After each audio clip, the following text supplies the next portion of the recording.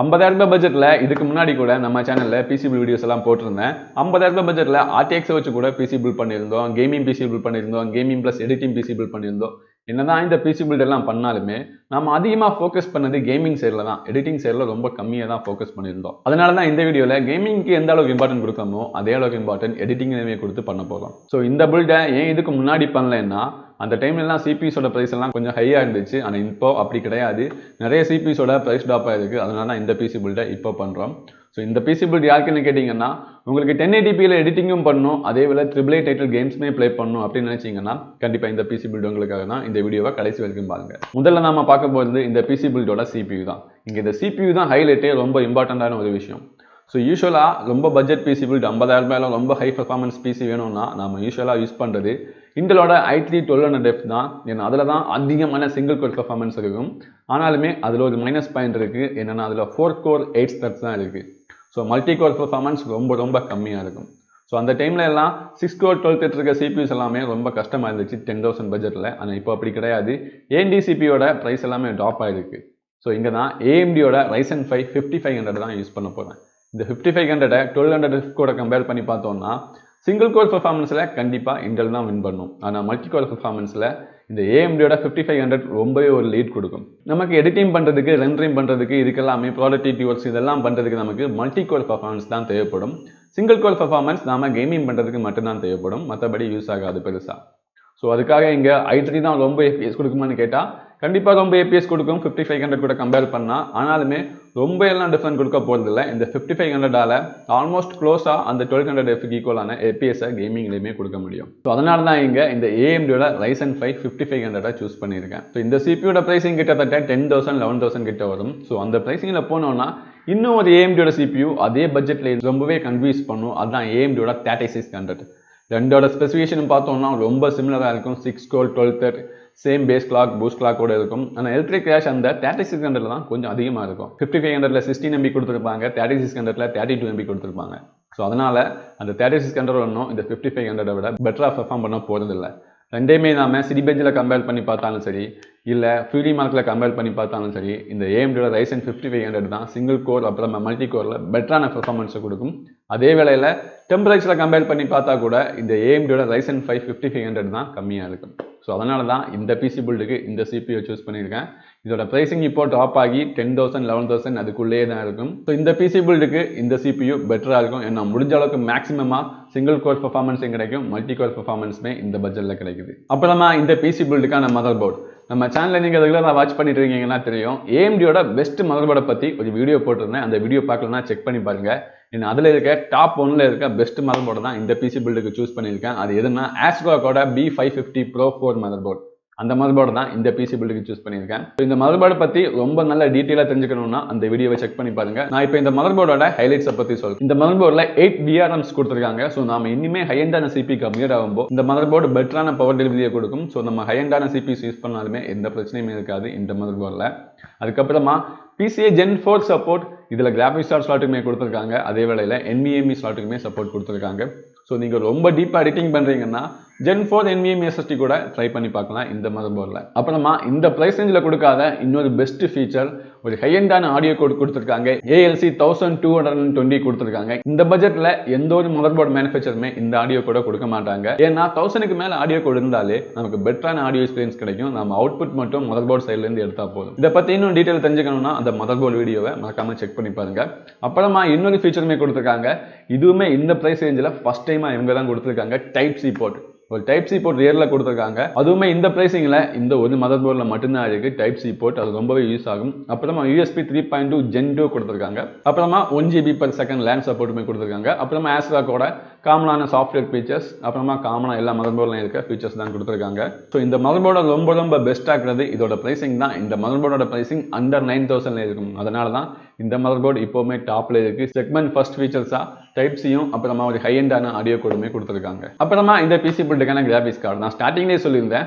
இந்த பிசி பில்டில் நாம AAA title கேம்ஸை கூட ப்ளே பண்ண போகிறோம். ஸோ அப்படின்னா கண்டிப்பாக ஒரு டீசெண்டான கிராஃபிக்ஸ் கார்டு தான் வேணும். ஸோ நான் இங்கே சூஸ் பண்ணியிருக்கிறது AMDயோட RX6600 தான். ஏன் இந்த கிராஃபிக்ஸ் கார்டை சூஸ் பண்ணியிருக்கேன்னா இது இப்போ 20,000க்கு கீழே வந்திருக்கு. ஆல்மோஸ்ட் 20,000ல தான் இருக்குது இதோட பட்ஜெட். ஸோ சில பேர் நினைக்கலாம் இதே பட்ஜெட்டில் ஒரு 21,000 22,000ல RTX கூட கிடைக்குமே, RTX 3050ன்னு. இந்த கிராஃபிக்ஸ் கார்டு RTX 3050 விடையுமே பெட்டரான FPS எல்லா கேம்லையுமே கொடுக்கும். எல்லா கேம் எந்த கேம் எடுத்தாலுமே RTX 3050 விடையுமே பெட்டரான FPS கொடுக்கும் ரா பர்ஃபார்மன்ஸில். ஸோ அதுவும் இல்லாமல் அந்த கார்டை விடையுமே கம்மியான ப்ரைஸிங்களுமே இருக்குது. ஸோ சில பேர் நினைக்கலாம் RTXல மேபி என்கோடர் டிகோடர் இன்னுமே பெட்டராக இருக்கும்னு. ஆனால் இந்த RX6600ல அவ்வளோ மோசம்லாம் கிடையாது. ஆல்மோஸ்ட் அதுக்கு ஈக்குவலான பெர்ஃபார்மன்ஸையுமே கொடுக்கும். இந்த RTX கார்டு எதில் யூஸ் ஆகும்னா DLSS ரே ட்ரேசிங் அந்த மாதிரி பெர்ஃபார்மன்ஸில் மட்டும்தான் அந்த RTX கார்டு யூஸ் ஆகும். மற்றபடி ரா பெர்ஃபார்மன்ஸ்னு பார்த்தீங்கன்னா கண்டிப்பாக இந்த RX6600 தான் இருக்கும். அதனால தான் இந்த கிராஃபிக்ஸ் கார்டை சூஸ் பண்ணியிருக்கேன். அதுவும் இல்லாமல் இதோட ப்ரைசிங் இப்போ அண்டர் 20,000ல வந்துச்சு. ஆஃப்லைன் மார்க்கெட்ஸில் கூட அதே ப்ரைசிங்கில் கிடைக்கும். ஸோ 888 கேம்ஸ் ப்ளே பண்ணுறதுக்கு கண்டிப்பாக இது ரொம்ப யூஸ்ஃபுல்லாக இருக்க போகுது. அதனால தான் இந்த கிராஃபிக்ஸ் கார்டை சூஸ் பண்ணியிருக்கேன். அப்புறமா இந்த பிசி பில்டுக்கான பவர் சப்ளை சூஸ் பண்ணும்போது நம்ம ரொம்ப முக்கியமாக பார்க்க வேண்டியது அந்த பவர் சப்ளையோட குவாலிட்டி, அப்புறம் அதில் கொடுத்துருக்க ப்ரொடக்ஷன்ஸ் தான். ஆனால் யாருமே மோஸ்ட்லி இந்த பவர் சப்ளையில் என்ன ப்ரொடக்ஷன்ஸ் கொடுத்துருக்காங்கன்னே பார்க்குறது இல்லை. அந்த ப்ரொடக்ஷன்ஸ் சரியாக ஒர்க் ஆகாதுன்னு பார்க்குறது இல்லை.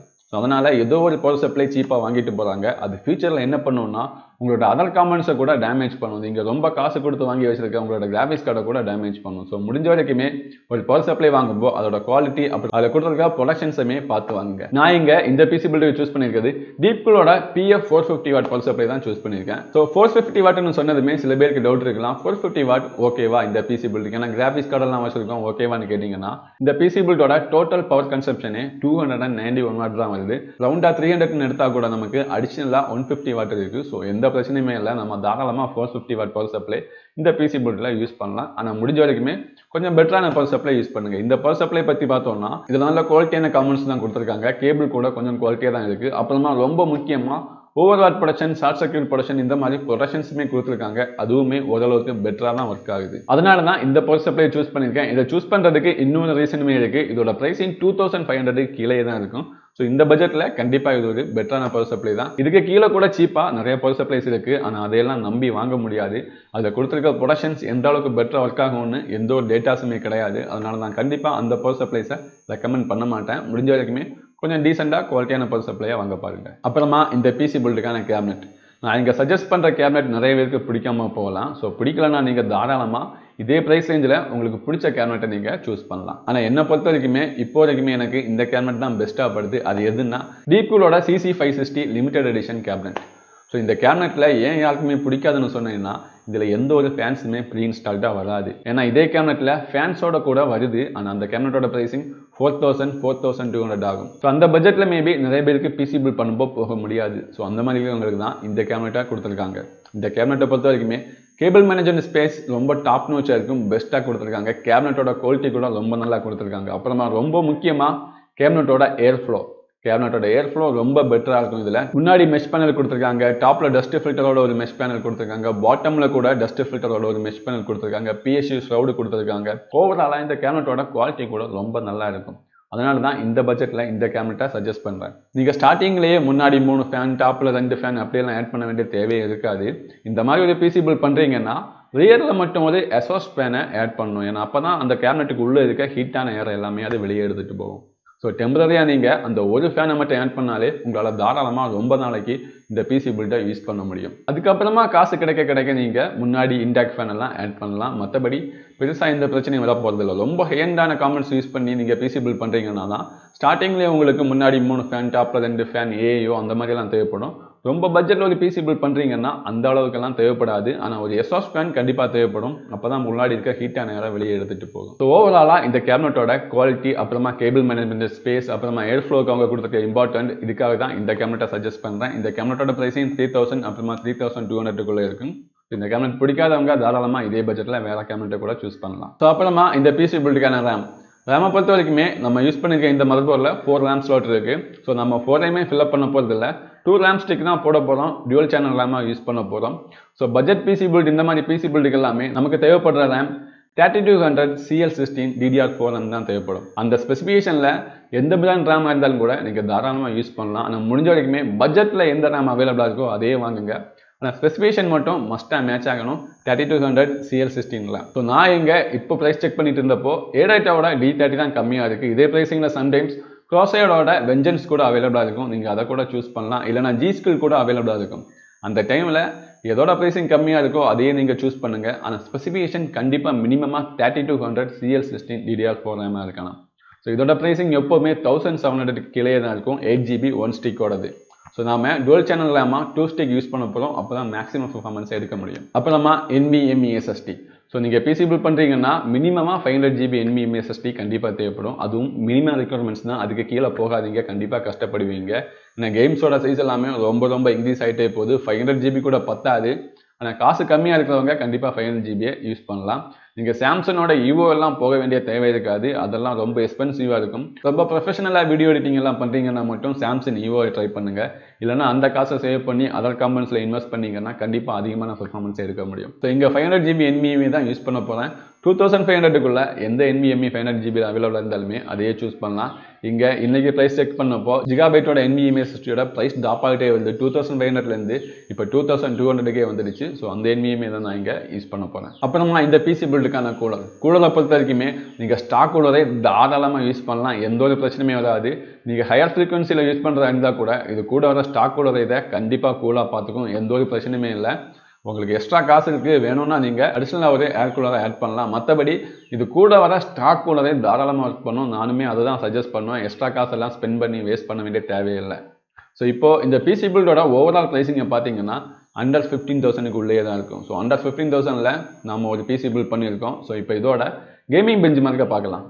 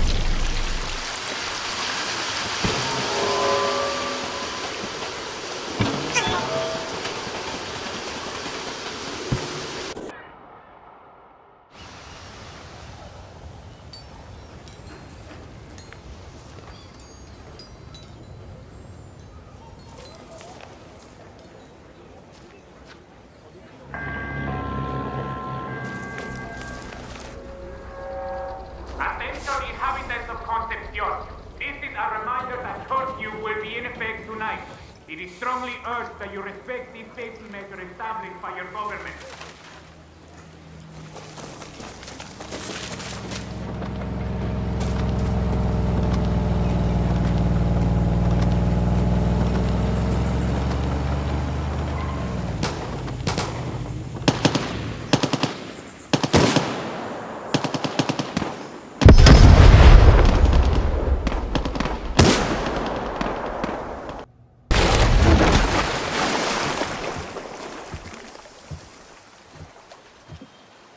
That is enough.